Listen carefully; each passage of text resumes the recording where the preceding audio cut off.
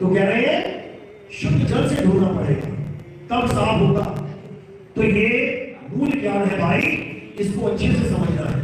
ये कोई मंत्र जंत्र ज्ञान नहीं है कि राम राम जब वो हिंदू है तो मुसलमान है तो अल्लाह अल्लाह कर ले, सिख है तो वाहिगुरु वाहिगुरु वाहिगुरु कर ले, ईसाई है तो यहोवा यहोवा कर ले। ये वो ज्ञान नहीं है, ये वो ज्ञान नहीं है कि नदियों में स्नान कर ले, पर्वतों की परिक्रमा कर ले, तीर्थों में जाके माथा टेक ले।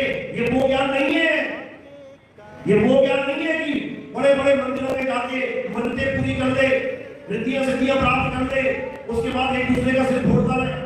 ये वो ज्ञान नहीं है। ये कौन सा ज्ञान है? ये आत्म ज्ञान है, ये स्वरूप ज्ञान है। इसमें तुम्हें कुछ प्राप्त होने नहीं वाला जो दुनिया में माया कहलाता है। ये माया से रहित ज्ञान है।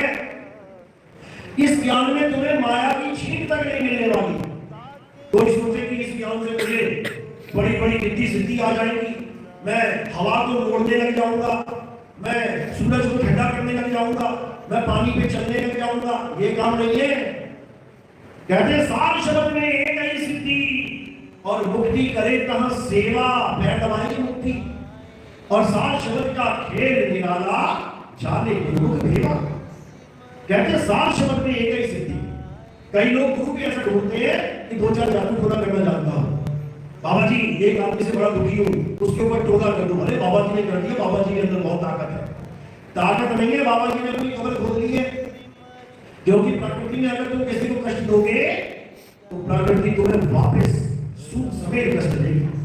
इसलिए कबीर साहब समझा रहे हैं कि जब तक तुम्हें ऐसा गुरु नहीं मिल गया जो इन सब चीजों से, इन सब मायावी वस्तुओं से निर्लेप हो, जो केवल अपने स्वरूप की बात करे, समझ जाना तब तक तुम्हारी मुक्ति नहीं होगी। जब तक ऐसा गुरु नहीं मिल गया। और तुम्हें ऐसा गुरु मिल गया तो तुम्हारा भविष्य, भूत, वर्तमान सब बताने लग जा रहा है।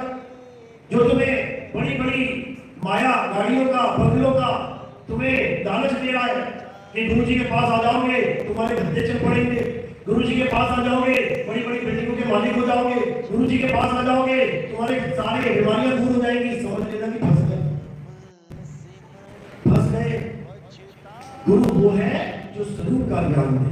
तो कहते हैं गुरुआ तो घर घर फिरे और गौड़ी घेर 50, अपने रूप की खबर नहीं और शिष्य करने की आस।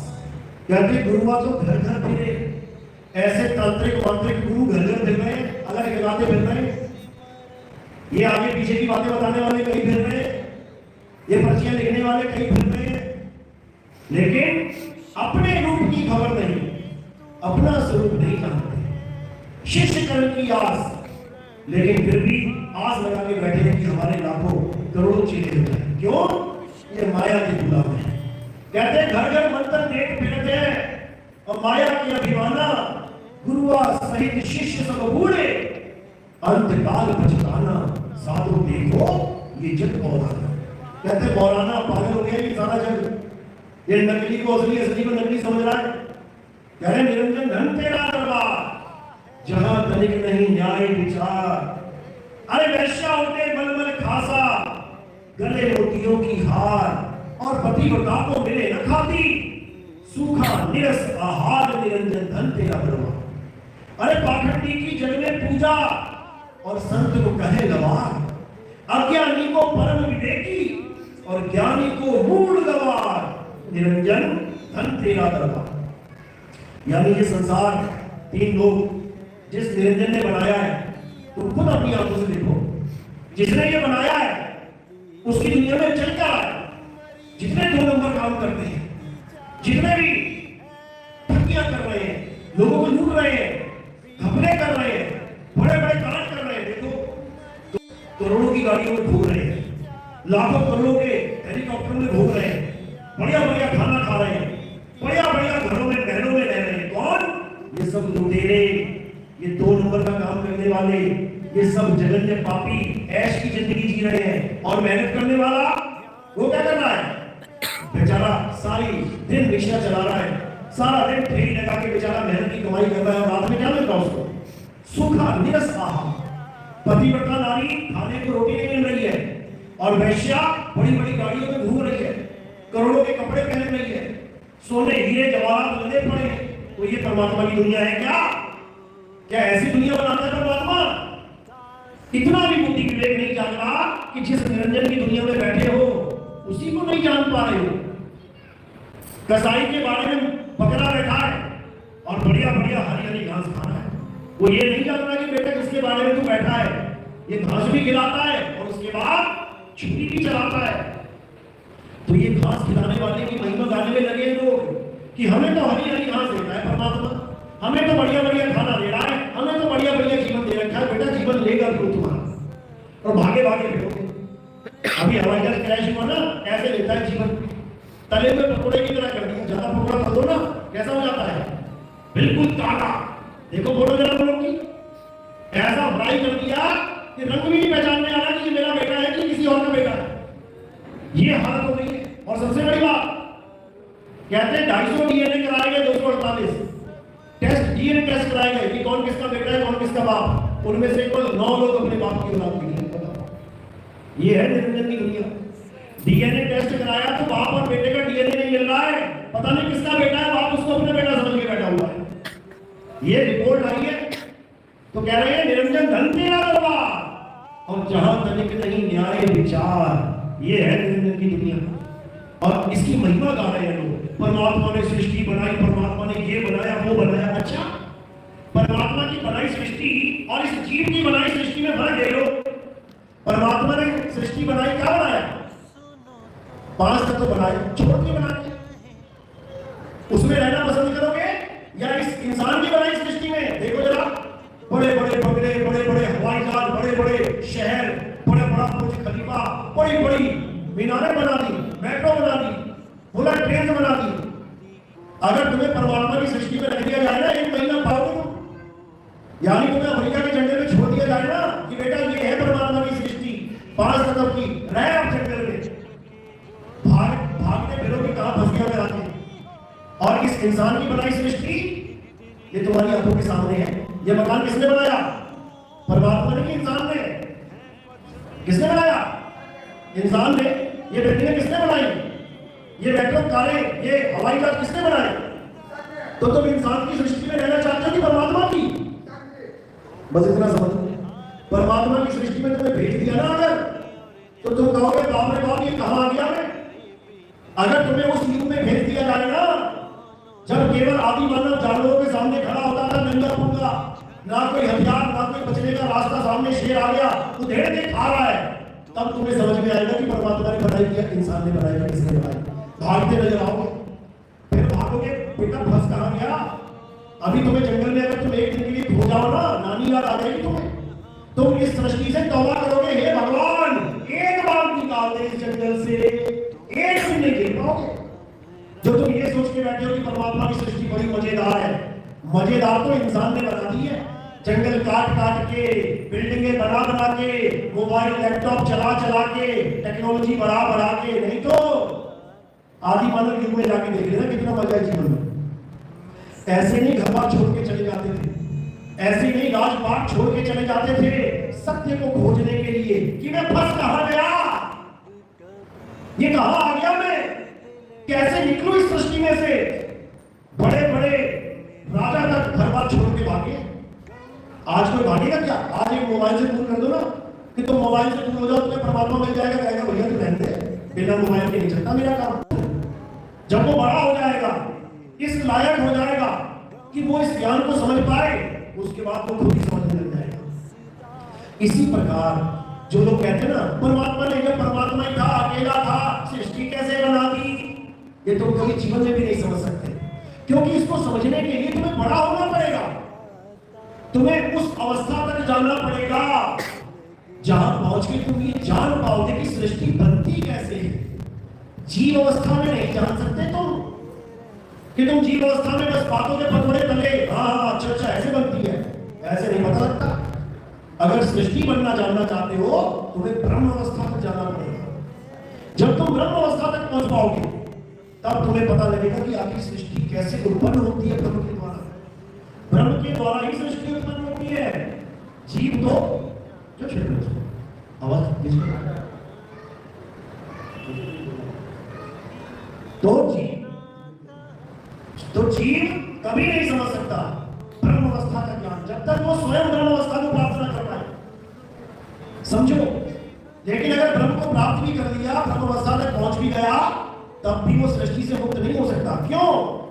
क्योंकि जिस अवस्था का वो ज्ञान लेके बैठा है वही तो सृष्टि का कारण है। इस दुनिया को ब्रह्मांड क्यों कहते हैं? इस दुनिया को ब्रह्मांड क्यों कहते हैं? क्योंकि ये ब्रह्म के द्वारा उत्पन्न अंड है, अंडाकार, ब्रह्म अंड, ब्रह्मांड। अब ब्रह्मांड से पार होना है तो ब्रह्म अवस्था की जरूरत नहीं है। फिर क्या करना पड़ेगा? पार ब्रह्म अवस्था को जानना पड़ेगा। पार ब्रह्म यानी ब्रह्म से परे। लेकिन ब्रह्म से परे केवल वही पहुंचा सकता है जिसे ब्रह्म से परे का ज्ञान हो। क्यों छोड़े उसने?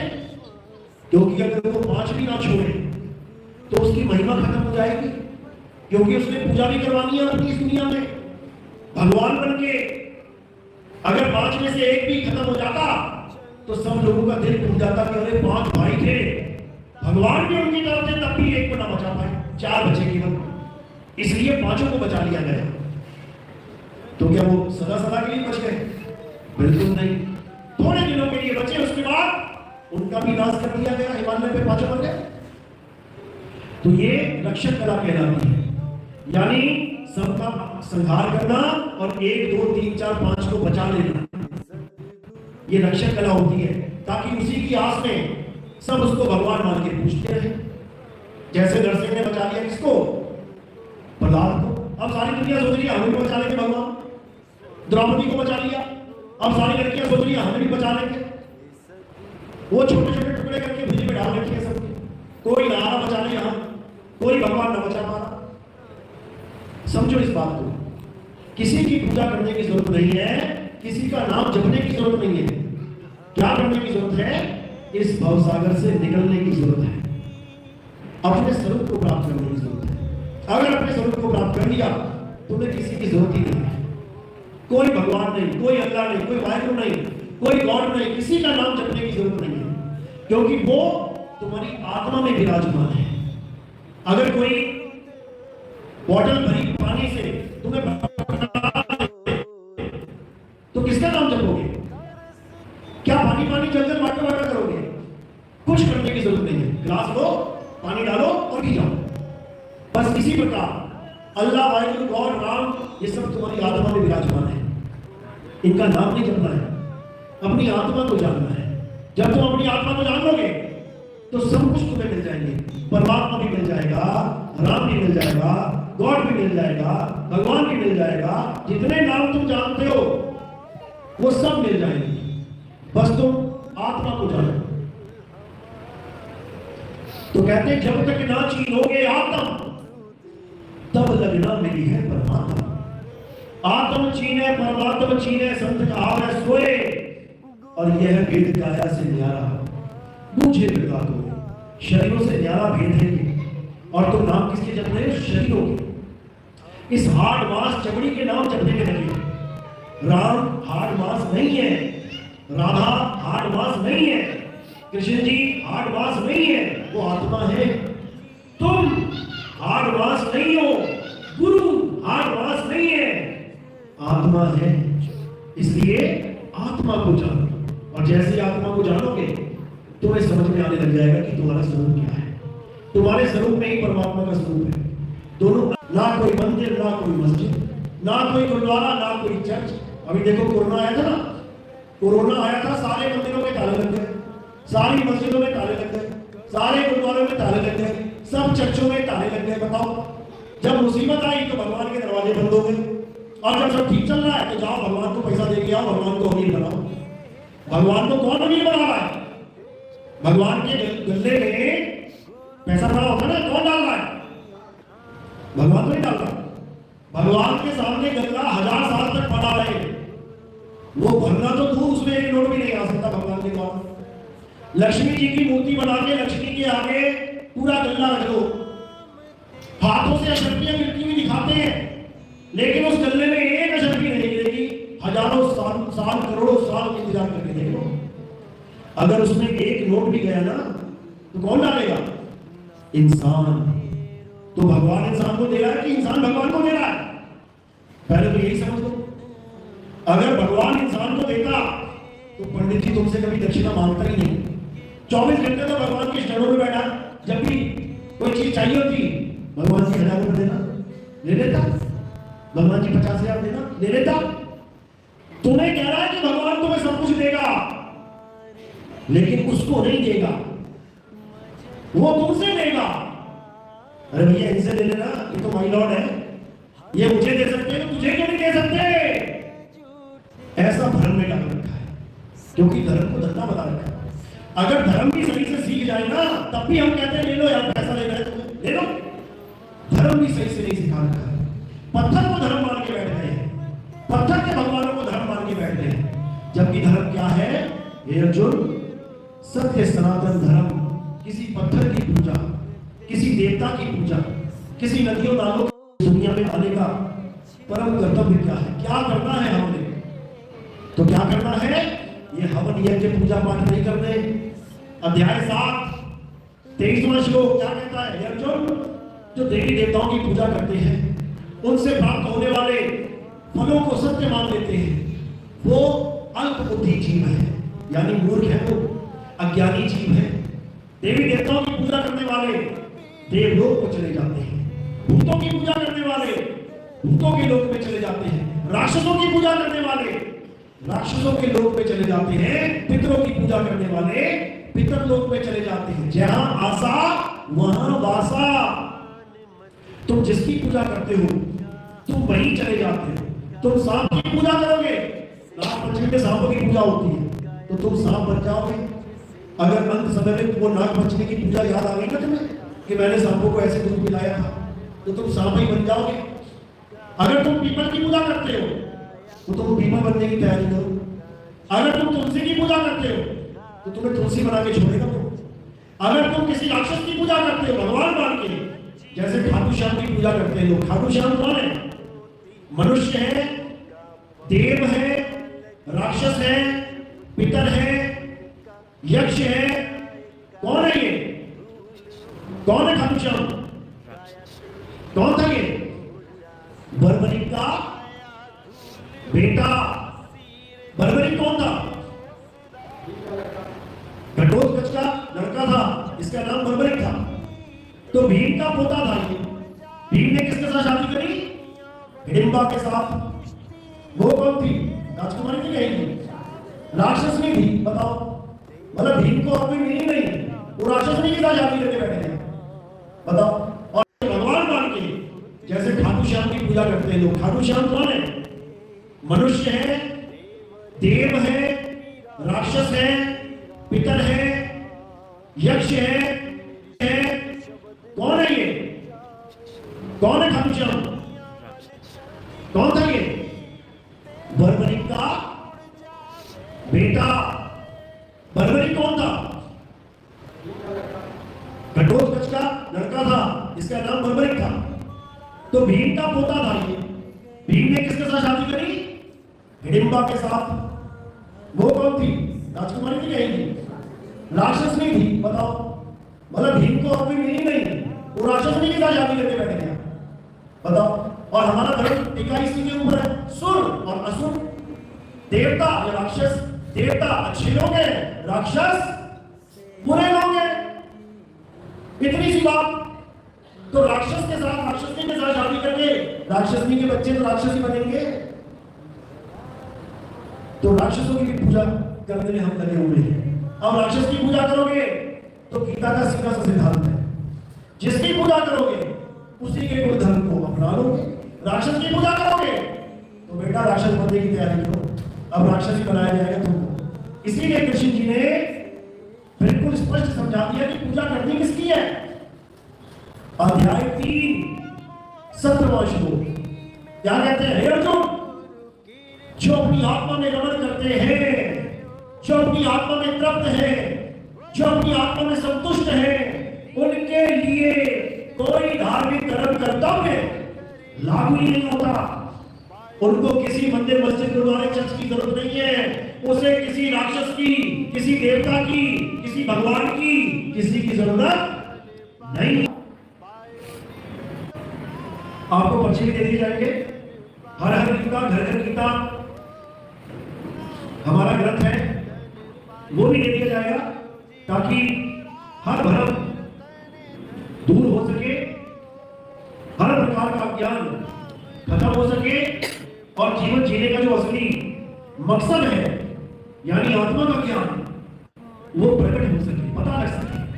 साहिब समझा रहे हैं ना, अरे जल में मीन प्यासी मोहे देखत आवे हासी, आत्मज्ञान बिना न भटके कभी काबा कभी काशी। तो इस ज्ञान को समझने के लिए पूर्ण विवेक की जरूरत पड़ती है और परमात्मा से अरदास करूंगा कि आपको पूर्ण विवेक मिले और जन्म मरण का ये चक्कर इसी जन्म में खत्म हो जाए, जीते जी खत्म हो जाए। मरने के बाद की आस्था नहीं, मरने के बाद ना मुक्ति भी किसी की, जीते जी मुक्ति होती है, सबकी होगी। जो इस ज्ञान में आ जाएगा उसकी जीते जी मुक्ति होगी। परमात्मा पे विश्वास करके भक्ति करते चलो। तो आज का सत्संग यही समाप्त करते हैं।